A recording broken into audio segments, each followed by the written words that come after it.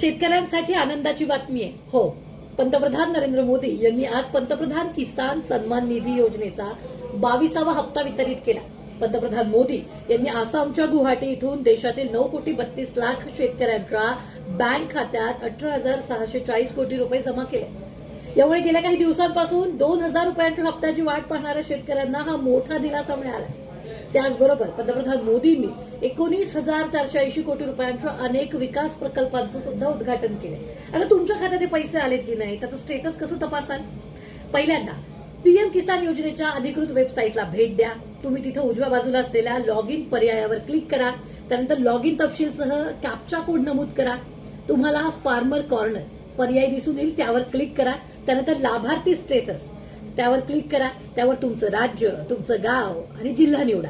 त्यानंतर तुम्हाला एक स्टेटस दिसेल, ज्यावर तुमच्या खात्यात पैसे कधी येतील ते सांगितले जाईल किंवा पैसे आलेत की नाही त्याची माहिती दिली जाईल. पीएम किसान योजनेअंतर्गत नोंदणीकृत सर्व शेतकऱ्यांना ई-केवायसी बंधनकारक आहे.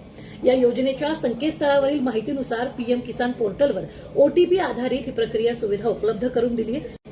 शेतकऱ्यांसाठी आनंदाची बातमी आहे. हो, पंतप्रधान नरेंद्र मोदी यांनी आज पंतप्रधान किसान सन्मान निधी योजनेचा 22वा हप्ता वितरित केला. पंतप्रधान मोदी यांनी आसामच्या गुवाहाटी इथून देशातील 9,32,00,000 शेतकऱ्यांच्या बँक खात्यात 18,640 कोटी रुपये जमा केले. यामुळे गेल्या काही दिवसांपासून 2,000 रुपयांच्या हप्त्याची वाट पाहणाऱ्या शेतकऱ्यांना हा मोठा दिलासा मिळाला. त्याचबरोबर पंतप्रधान मोदींनी 19,480 कोटी रुपयांच्या अनेक विकास प्रकल्पांचं सुद्धा उद्घाटन केले. आता तुमच्या खात्यात हे पैसे आलेत की नाही, त्याचं स्टेटस कसं तपासाल? पहिल्यांदा पीएम किसान योजनेच्या अधिकृत वेबसाईटला भेट द्या. तुम्ही तिथे उजव्या बाजूला असलेल्या लॉग इन पर्यायावर क्लिक करा. त्यानंतर लॉग इन तपशीलसह कॅप्चा कोड नमूद करा. तुम्हाला फार्मर कॉर्नर पर्याय दिसून येईल, त्यावर क्लिक करा.